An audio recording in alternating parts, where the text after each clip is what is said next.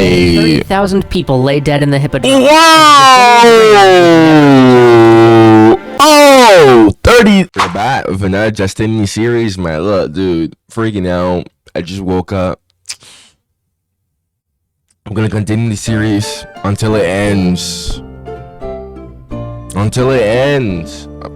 We stand upon execution ground. It's late as usual, but today is Saturday, so late uploads on Saturdays. 7 men are lined up to die. One by one, they drop. The first man falls, ropes snap taut, feet tremble.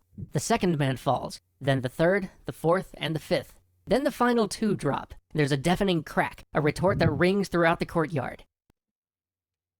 How in the world is this possible? I always wondered, how in the world did they find out how to snap someone's neck and unalive them? Especially in a time period like this, how did they discover this? I don't want to say the word because I don't want to get demonetized, people. But I don't want to say the word. But how did they figure this out?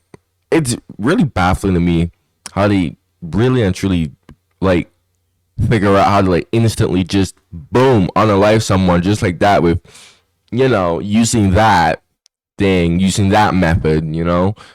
Like how did they figure that out? Frantic action. 2 men are on the ground, gasping, grabbing their necks. The echoes of the sound, a sound not of bones breaking but of ropes snapping, still bounce from the stone.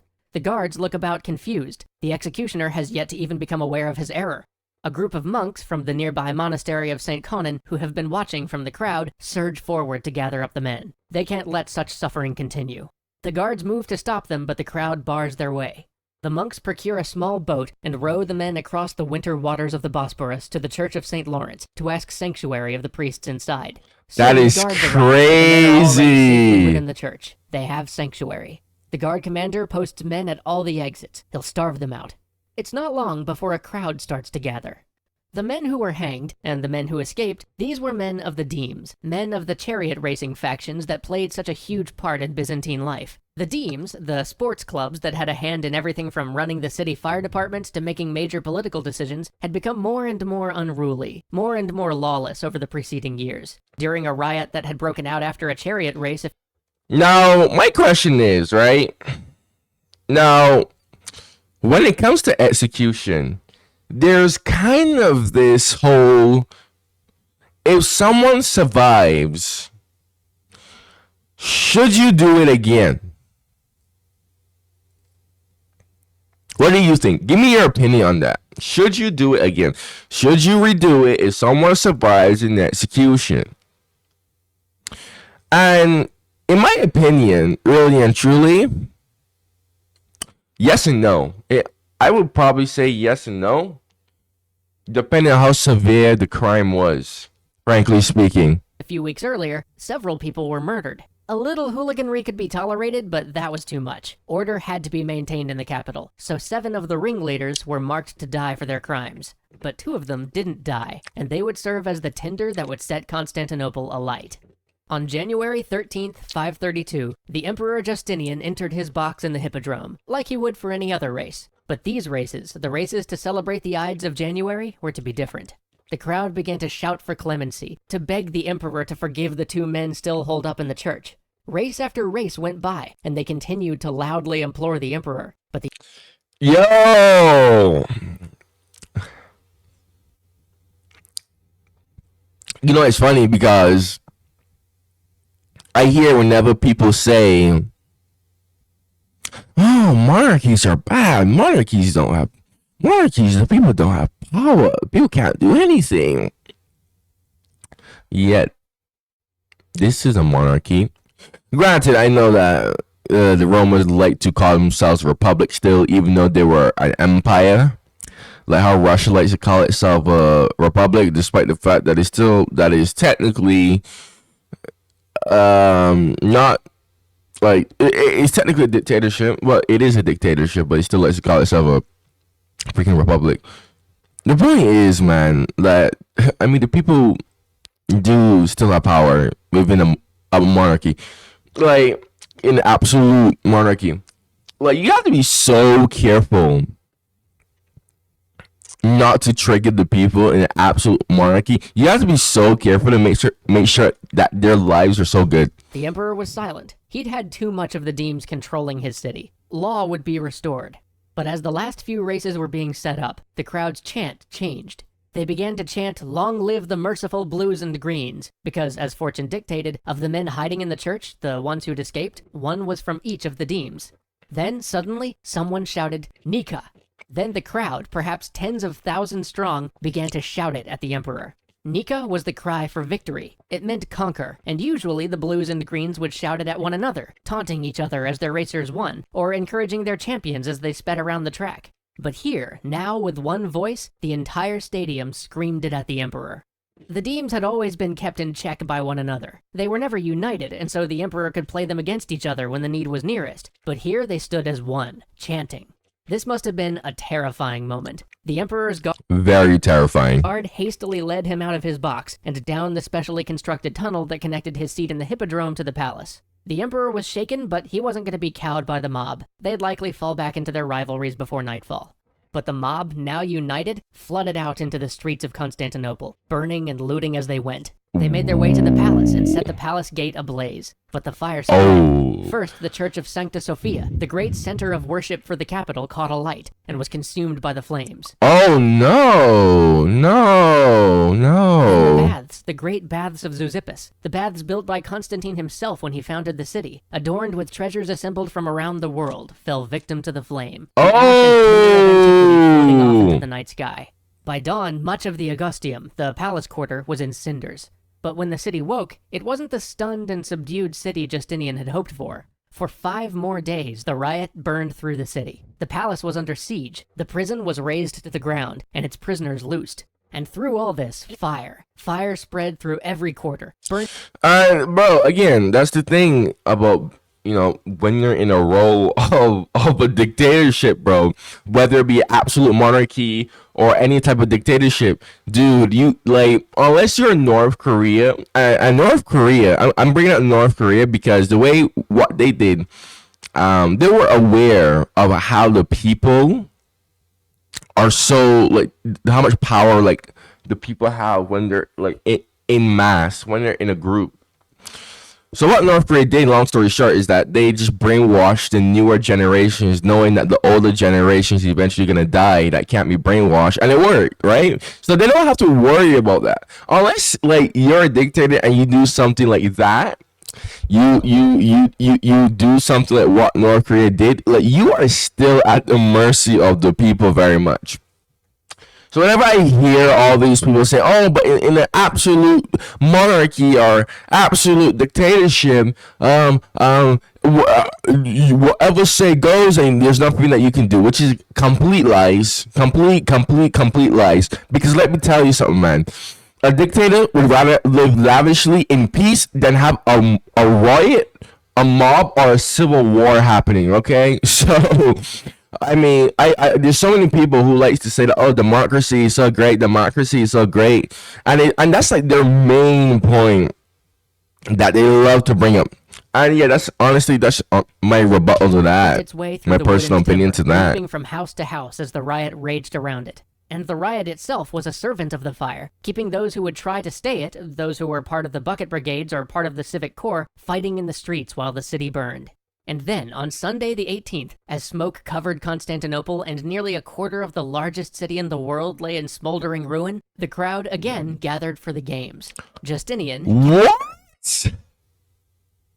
The audacity! They burned out a quarter of the city and they just casually went to the... What? Out for perhaps the only time in his career, came out and told the crowd he would give their men pardon. But now that wasn't enough. The crowd shouted that they wanted evil officials removed. They shouted for removal of the city prefect, the man who had been responsible for the arrest of their leaders in the first place. This was to be expected. Justinian acquiesced. Then the crowd called out the names of Tribonian, Justinian's legal advisor who had rewritten the law code, and John the Cappadocian, the empire's taxman. Justinian was stunned. These men were corrupt, but their corruption didn't particularly affect the poor citizens of Constantinople. This wasn't the sort of request the mob would make. Now, this meant they were being backed by senators, by powerful men, perhaps some of the very same men who took shelter with him in the palace, who stood next to him while the mob howled outside. This spooked Justinian. He accepted these terms. He offered a full pardon to everyone involved. But even this wasn't enough. Clearly, the crowd had been primed. In their fury, they called for a new emperor. Justinian again retreated to his palace and confirmed. Whoa! Yo, that is scary! To make plans to take the treasury and those men loyal to him and board ships to flee across the Bosporus. Meanwhile, the mob raged through the city. The nephews to Anastasius, the previous emperor, still lived. Why were the people of Constantinople serving as slaves to this upstart emperor born a peasant when they had men of royal blood that they could elevate to the purple? As the riots had spread over the preceding days, most of Anastasius's remaining kin had fled the city, but one aging relative of the old emperor remained, a man named Hypatius. Hypatius never wanted to be emperor. In fact, he was hiding under his bed when the mob arrived, but they found him and carried him on their shoulders back to the hippodrome to crown him and proclaim him their emperor. But as this was happening, Theodora, Empress of Rome, looked at the trembling men around her, counseling her husband to flee, and said, "Whether or not a woman should give an example of courage to men is neither here nor there. At a moment of desperate danger, one must do what one can. I think that flight, even if it brings us to safety, is not in our interest. Every man born to see the light of day must die, but that one who has been emperor should become an exile I cannot bear. May I never be without the purple I wear, nor live to see the day when men do not call me your majesty. If you wish safety, my lord, that is an easy matter. We are rich, and there is the sea, and yonder our ships. But consider whether if you reach safety, you may not desire to exchange that safety for death. As for me, I like the old saying, that the purple is the noblest shroud." There was a silence in the hall, and shame. Then Justinian said, "Get me Belisarius, Mundus, and Narses." Based.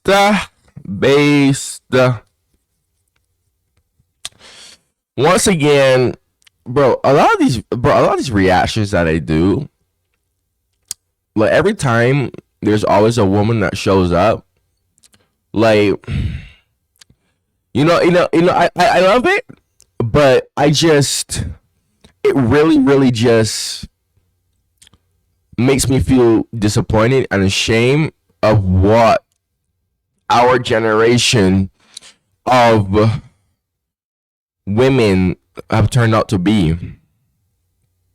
Now, this is not me hating on women, but like I said before, women today, they're just not as strong and mentally capable like they used to be. I mean, bro, seriously, man, like, what happened? Like, you think a freaking woman today, like, most women today would not have the guts to do that, to do what she did. Most women in that situation today would just leave. They'll be the first one to go on, man. Like, let's be real here, folks.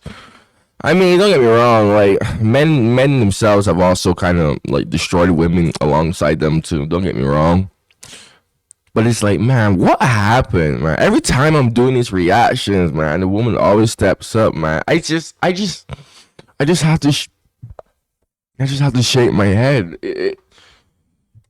While the palace guards had not been enough to quell the riot, as luck would have it, Belisarius, Justinian's greatest general, happened to be in the city waiting to be reassigned, and Mundus, the great Germanic general who had long defended the empire's northern frontier, was also passing through the city on his way to take up Belisarius's old post. Neither of them had their armies with them, but they did have their personal legions. At Justinian's command, they gathered their men. The last man Justinian gathered, Narses, was a deceptively frail man, a thin Armenian eunuch serving in the palace. Justinian trusted Narses. Narses was his master of the treasury, and as a eunuch, Narses could never become emperor, so Justinian could ask Narses to do the very thing that had allowed his family to usurp the throne in the first place. Take a big bag of money, slip out of the palace, and bribe those opposing him.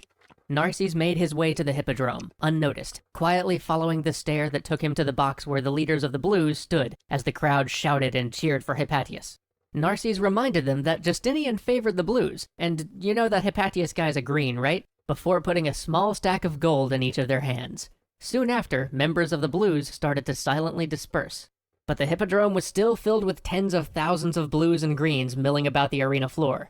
Belisarius planned a commando raid to snatch Hypatius and flee, but he found the way blocked, so the order was given. Belisarius and his men entered from the east, while Mundus entered from the west.